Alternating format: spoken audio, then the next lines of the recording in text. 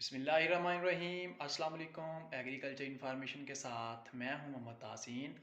आज की हमारी इन्फॉर्मेशन, फसलों में कौन सी पोटाश इस्तेमाल की जाए, एसओपी या एमओपी। खासकर भाइयों, आज हम बात करेंगे मुख्तलिफ़ फसलात में हम पोटाश इस्तेमाल कर रहे होते हैं जिससे हम बेहतरीन पैदावार ले रहे होते हैं। जो हमारी अजनास है वो उसकी क्वालिटी बेहतर हो रही होती है।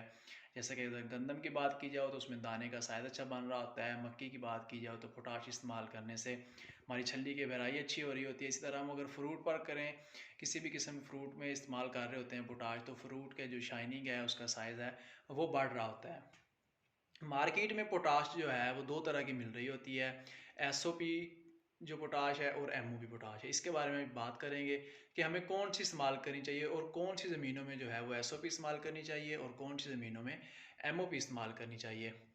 खासकर भाइयों, एसओपी वाली खाद यानी सल्फेट ऑफ पोटाश और एमओपी वाली जो खाद है जिसे हम म्यूरेट ऑफ पोटाश कहते हैं।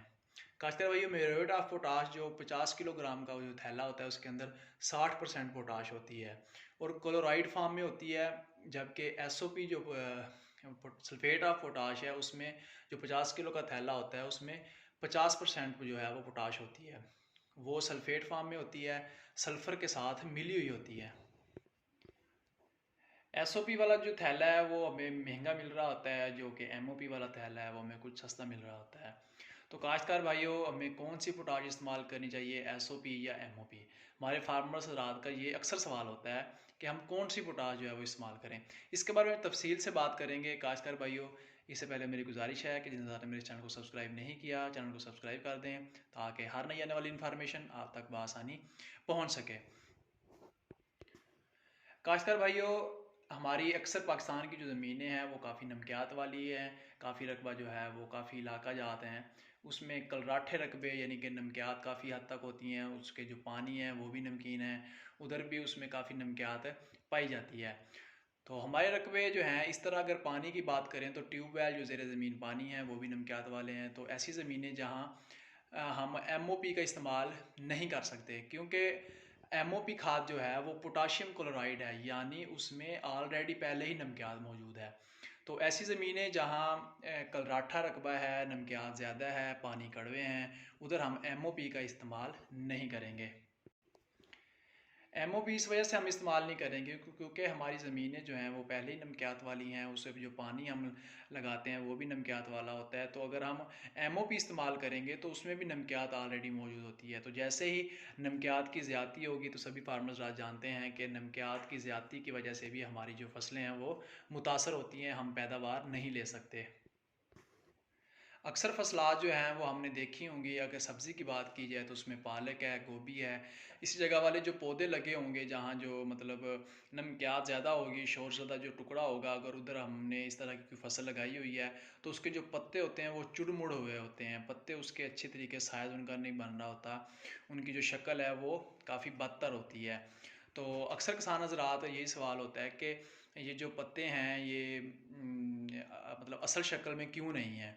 तो फार्मर्स रात को इन चीज़ों का अक्सर को पता नहीं होता। वो उस पर फंगस का हमला या किसी भी एनपी के किसी खुराकी ज़ा की कमी की वजह से उस पर फंगस का स्प्रे कर रहे होते हैं, या खुराकी ज़ा की कमी की वजह से उस पर एनपी का स्प्रे कर रहे होते हैं, ताकि ये जो हमारा मसला बना हुआ है, मतलब उसके जो पत्ते हैं वो सही हो जाएं। हालांकि ये मसला जो होता है ये नमकियात की वजह से होता है। नमकियात की वजह से ये जो है उसकी शक्ल शुबात, उसका पत्ता खुराक अच्छे तरीके से नहीं ले रहा होता, तो उस वजह से ये मसाइल दरपेश होते हैं। तो फार्मर्स राज से गुजारिश है कि ऐसी ज़मीनें जहाँ हैं, जहाँ हमें ये मसले मसाइल आ रहे होते हैं, तो उस जगह एमओपी का इस्तेमाल बिल्कुल ना करें।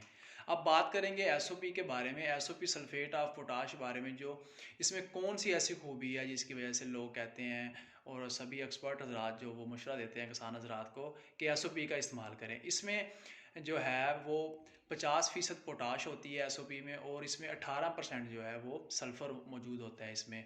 तो यानी एक 50 किलो वाला अगर हम थैला इस्तेमाल कर रहे हैं तो उसमें जो है हम 25 किलो पोटाश इस्तेमाल कर रहे होंगे और 9 किलोग्राम जो है वो सल्फ़र भी हमें मिल रहा होता है।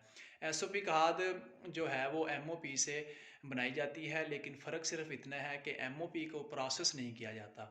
जैसे ही वो मतलब पहाड़ों से पत्थर को क्रश करके ऐसे ही उसको मार्केट में भेज दिया जाता है। तो इसके मुतबादल जो हमारी एसओपी है वो भी एमओपी से ही बनाई जाती है, लेकिन उसको जो है वो प्रोसेस करके फैक्ट्रियों के अंदर जो उसका प्रोसेस सिस्टम होता है पूरा, उस प्रोसेस से गुजार कर जो है उसमें सल्फ़र भी ऐड किया जाता है, और जिसके अंदर सल्फ्यूरिक एसिड जो कि वो भी गुजारा जाता है, एक केमिकल रिएक्शन करवाया जाता है जिससे क्लोराइड जो नमकियात वगैरह हैं वो सारे निकल जाते हैं। उससे जो पोटाशियम और सल्फ़र के साथ मिलाया जाता है तो वो एसओपी जो खाद होती है वो एक बेहतरीन रिफ़ाइन हालत में हमें मिल रही होती है। तो इसलिए एसओपी खाद जो है वही ज़्यादा इस्तेमाल करनी चाहिए, क्योंकि रिफ़ाइन हालत में होती है, दूसरा इसमें इजाफ़ी सल्फ़र भी हमें मिल रहा होता है। तो जब हम एसओपी खाद इस्तेमाल करते हैं तो उस वक़्त भी हमारी ज़मीनों की जो पीएच लेवल होता है वो भी कम हो जाता है, जिससे पीएच लेवल कम होने की वजह से खुराक की जो सलाहियत है, वो पौधे की जो सलाहियत होती है वो खुराक लेने की बढ़ जाती है। तो इसलिए ज़रूरी है कि एसओपी खादें ही जो हैं वो हम इस्तेमाल करें, और एमओपी खाद भी इस्तेमाल कर सकते हैं जहाँ, लेकिन ज़मीन की मुनासबत को देखते हुए कि अगर हमारी ज़मीन में नमकियात वगैरह मौजूद नहीं है तो हम उस ज़मीन में जो है वो एमओपी इस्तेमाल कर सकते हैं। मुझे उम्मीद है कि मेरी आज की इन्फॉर्मेशन फार्मर्स रात को ज़रूर समझ आ गई होगी। अगर समझ आ गई हो तो इसे लाइक एंड शेयर ज़रूर कीजिएगा। आइंदा एक नई इन्फॉर्मेशन के साथ हाज़िर होंगे, तब तक के लिए अल्लाह हाफ़िज़।